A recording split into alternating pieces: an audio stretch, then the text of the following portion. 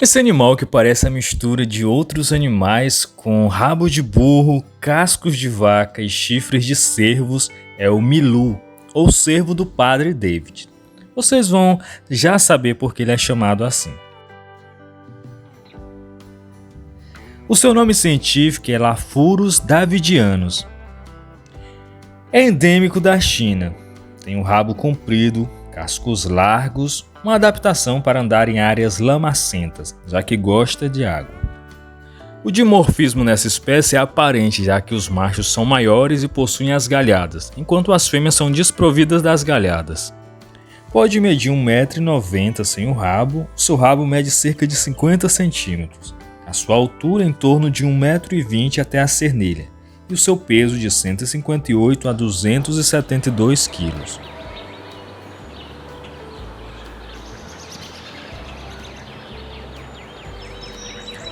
O cervo do Padre David gosta principalmente de pântano, diferente da maioria dos cervos. Ele gosta de ficar na água, inclusive pode passar horas imerso com o pescoço para fora. Tem a pelagem vermelha no verão e no inverno adquire uma cor acinzentada. Vive em rebanhos, em planícies pantanosas da China. A reserva da Feng é hoje o maior refúgio para esse animal, onde vive livre sem intervenção humana. Se alimenta principalmente de grama e plantas aquáticas. Um dos seus predadores é o leopardo, e a sua expectativa de vida em cativeiro é de 23 anos. A gestação leva de 270 a 300 dias, onde a fêmea dá à luz de 1 a 2 filhotes. O desmame ocorre dos 10 aos 11 meses e atinge a maturidade sexual os machos de 3 a 4 anos e as fêmeas de 1 a 2 anos.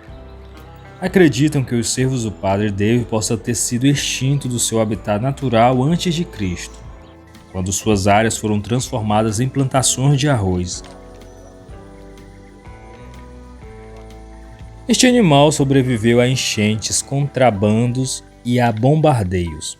Desapareceu da China no final do século XIX. Leva o nome de Padre David, pois foi um missionário francês que descobriu no século XIX os últimos indivíduos vivos em uma área de caça do imperador da China no sul de Pequim. Todos estavam destinados à morte. Em 1895, muitos foram mortos devido à inundação. 5 anos depois da inundação, os últimos sobreviventes eram mortos pelas tropas alemãs que utilizavam a sua carne para se alimentar. Felizmente já tinham sido levados alguns desses animais para zoológicos na Europa. Foi graças a isso que 22 de seus descendentes puderam regressar à China em 1985, 100 anos depois de terem sido extintos da China.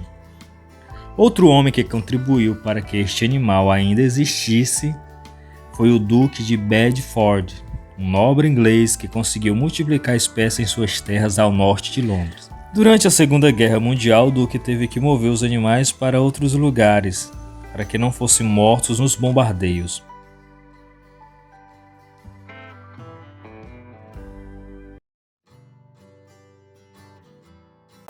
Foram introduzidos na Argentina para a caça esportiva. Na Argentina já foram levados vários animais, como as lebres europeias, o veado vermelho, alguns animais africanos, alguns animais indianos também, como o cervo Ax, que inclusive chegou no Brasil. As lebres também chegaram no Brasil vindo dessas partes aí da Argentina e Uruguai.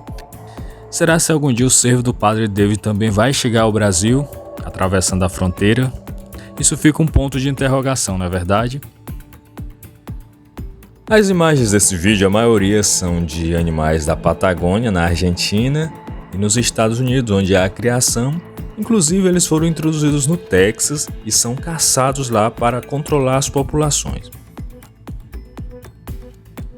Espero que vocês tenham gostado de conhecer o cervo do Padre David e não se esqueçam de se inscrever para não perder os próximos vídeos. Então, um forte abraço e nos vemos no próximo.